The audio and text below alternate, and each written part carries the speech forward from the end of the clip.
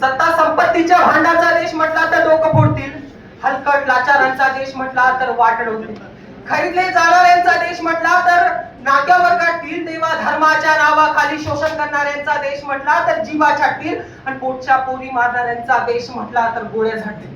म्हणून प्रथमतः माझ्या देशातील या नपुसंकत्वाला सलाम करतो.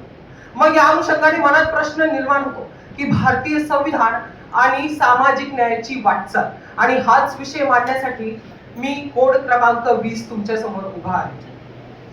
नीतिवंत, कीर्तिवंत, सामर्थ्यवंत, जाणकाराचा महाराष्ट्राचे आद्य दैवत श्री श्री श्री छत्रपती शिवाजी महाराज यांच्या पुतळ्याची सर्वप्रथम संकल्पना मांडणारे लोकराजा, आरक्षणाचे जनक राजर्षी छत्रपती शाहू महाराज.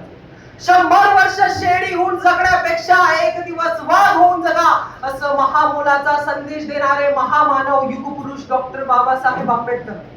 विद्येविना मती गेली, मती विना नीती गेली, नीती विना गती गेली, गती विना वित्त गेले, वित्ताविना शूद्र खचले, इतके अनर्थ एका अविद्येने केले, अशा शब्दात शिक्षणाचं महत्व सांगणारे क्रांतीसूर्य महात्मा ज्योतिबा फुले या चारही महापुरुषांना विनम्र अभिवादन करतो. भारतीय संविधान आणि सामाजिक न्यायाची वाटचाल या विषयावर बोलण्याआधी मी भारतीय संविधानाबद्दल बोलतो. भारतीय संविधान ही जगातली सर्वात मोठी लिखित राज्यघटना आहे. या राज्यघटनेचे शिल्पकार महामानव डॉक्टर बाबासाहेब आंबेडकर आहेत. हे भारतीय संविधान 284 महानायकांची स्वाक्षरी आणि सहमतीने बनलेलं संविधान आहे.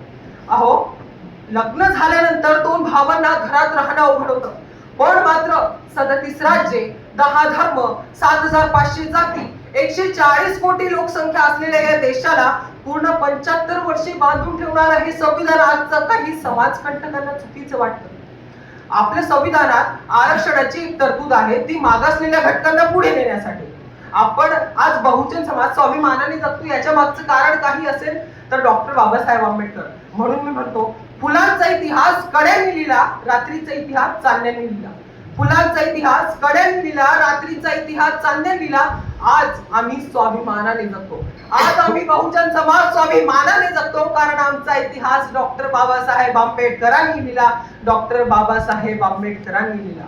आज आपण बहुजन समाज यांना आरक्षणाशिवाय आपण शून्य आहे असं काही लोकांचं विचार आहे, पण मी त्यांना छाती ठोकून सांगतो, मित्रांनो, हुनर तो आरक्षण के बिना भी बहुत है जनाब, हुनर तो आरक्षण के बिना भी बहुत है जनाब, लेकिन क्या करे हर कुर्सी पर द्रोणाचार्य बैठा है.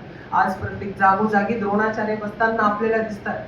स्वसामर्थ्याची राजकीय शक्तीच नसणारे पुढारी स्वाभिमान गहाण ठेवतात, म्हणून आजच्या परिस्थितीचं वर्णन करताना लिहावं लागतं, भारतीय स्वातंत्र्याच्या 75 वर्षाच्या मुक्ता भारत आज जिथं न्यायावर अन्याय वार करतो, विषमतेचा वनवा पेटतो, अभिव्यक्ती स्वातंत्र्याची गळचेपी केली जाते, श्रद्धा वाडकरचा गळा कापून तिचा खून केला जातो व तिच्या शरीराचे 52 तुकडे केले जातात. देशातील एका सैनिकाच्या पत्नीची नग्न धिंड काढली जाते. कलकत्त्यात एका डॉक्टर विद्यार्थिनीवर सेमिनार हॉल मध्ये बलात्कार होतो व तिच्या शरीराचे लटकरे तोडली जातात. तेव्हा शर्मेने मारीची कमाल होती, खाली झुकते आणि मग मनाला प्रश्न पडतो की हीच का खरी सामाजिक न्यायाची वाटचाल.